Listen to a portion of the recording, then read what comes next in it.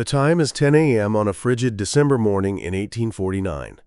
A young writer, Fyodor Dostoevsky, stands on a scaffold in St. Petersburg's Semyonovsky Square, a death sentence upon his head. A gentle tap had woken him in his dark cell, the governor informing him of his execution that very morning. The suddenness was a shock. He had anticipated weeks, if not months, of bureaucratic procedure. Now, facing a firing squad, his mind raced.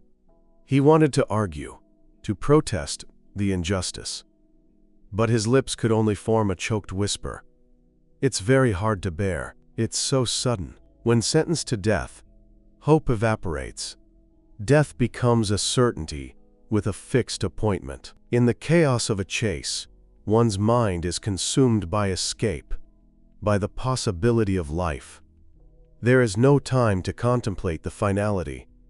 But to be told the precise moment of your end is a unique form of psychological torment. As he was led to the execution grounds, a priest presented a silver cross. He kissed it greedily, his final thoughts turning to his beloved brother, the love for whom felt overwhelmingly potent in these last moments. He and his fellow prisoners were tied to pillars, bags pulled over their heads, the cold air biting at their skin. But then, just as the order to fire was expected, a proclamation was read. His Imperial Majesty has granted them their lives. The entire ordeal was a meticulously staged piece of psychological theater, a mock execution designed by Czar Nicholas I to instill terror. It was the first step of Dostoevsky's punishment for his involvement in the Petrushevsky Circle, a group of liberal intellectuals who discussed Western philosophy and social reforms. One of his fellow prisoners succumbed to the trauma, descending into permanent insanity. But Dostoevsky, though scarred, was reborn. He had faced the abyss and returned, imbued with a ferocious appreciation for life that would define his existence and his work. "My life begins again today," he wrote. "I will receive 4 years' hard labor. I see that life is everywhere, life in ourselves, to be among people. That is the purpose of life." This single event became the crucible in which his profound philosophical inquiries were forged. Before this ordeal, Dostoevsky's life was already marked by hardship. Raised in the grounds of Moscow's Mariinsky Hospital for the Poor, where his father was a physician, he was intimately acquainted with sickness and poverty from a young age. After publishing his first novel, Poor Folk, to immediate critical acclaim in 1845, he was drawn into the intellectual circles of St. Petersburg, embracing the ideals of utopian socialism. However, his life was perpetually unstable, shadowed by the death of his parents and the onset of severe epilepsy, a condition he called the "faute disease," which brought both moments of ecstatic aura and debilitating post-seizure fatigue. His arrest and mock execution led to 4 years of hard labor in a Siberian katorga, an experience he masterfully chronicled in The House of the Dead. This was not a place of reform, but of systematic degradation. Confined in filthy, overcrowded barracks with hardened criminals, stripped of privacy and dignity, he was forced into pointless, soul-crushing labor. The only book he was permitted was the New Testament, which he read obsessively. This period fundamentally reshaped his worldview. He witnessed both the depths of human depravity and unexpected sparks of kindness, leading him to a complex understanding of good and evil. He saw that human nature was far more irrational and paradoxical than the tidy formulas of the socialists he once admired could ever explain. Upon his release, followed by forced military service, Dostoevsky re-entered the literary world a changed man. His distaste for the ideologies he once embraced became a central theme. In his 1864 masterpiece, Notes from the Underground, he launched a frontal assault on the philosophy of rational egoism, popularized by thinkers like Nikolai Chernyshevsky. The novel's unnamed narrator, the underground man, is a spiteful, self-lacerating figure who rebels against the very idea that human beings are rational creatures who can be perfected by science and social planning. He champions the irrational, capricious nature of free will, arguing that a person might choose to desire something harmful, simply to assert their individuality against the stone wall of scientific determinism. This work is now considered a foundational text of existentialism. This exploration of radical freedom and its consequences reached its apex in his most famous novels. In Crime and Punishment, 1866, the protagonist, Raskolnikov, a destitute student, develops a theory that extraordinary individuals are above the moral law and have the right to transgress. To prove his theory and solve his financial woes, he murders an old pawnbroker.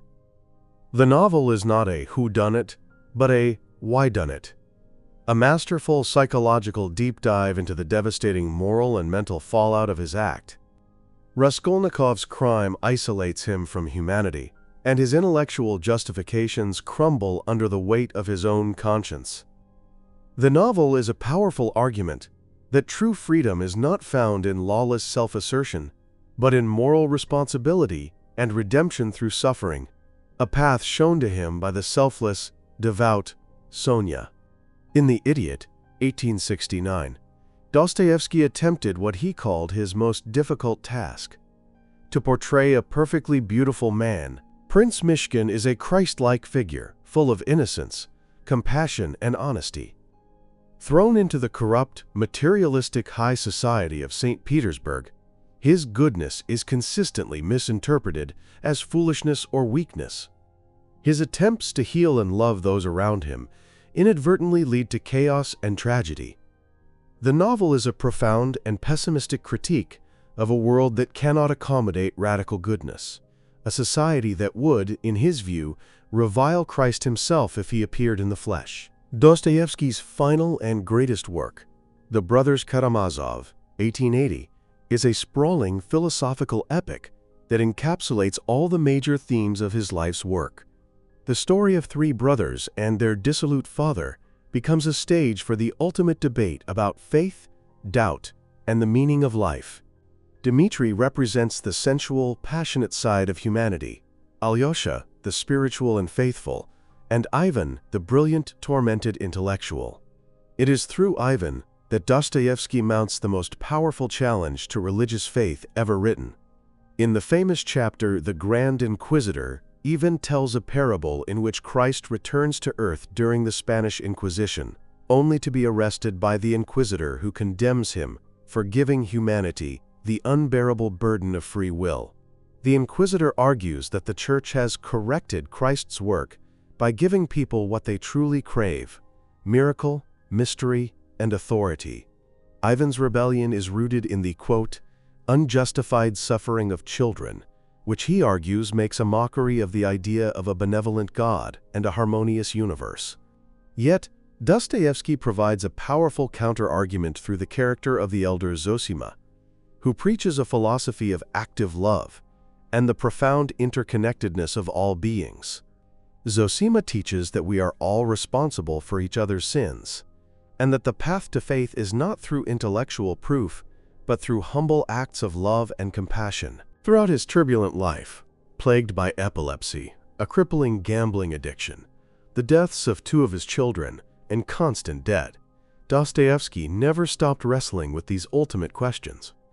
He fought death on that scaffold in 1849 and won, but he continued to fight it symbolically his entire life, grappling with the forces of nihilism, materialism, and ideological dogmatism that he saw as enemies of human dignity. He did not offer easy answers. Instead, he presented the human condition in all its terrifying, beautiful, and contradictory complexity. His legacy is not just that of a novelist, but of a prophet and a psychologist who understood that the battle for the human soul is eternal. He reminds us that after confronting the abyss, the only thing of value is life itself, in all its freedom, responsibility, and mystery. There will be people near me, and to be among people. That is the purpose of life, he realized, and it is a realization that continues to echo with profound relevance today.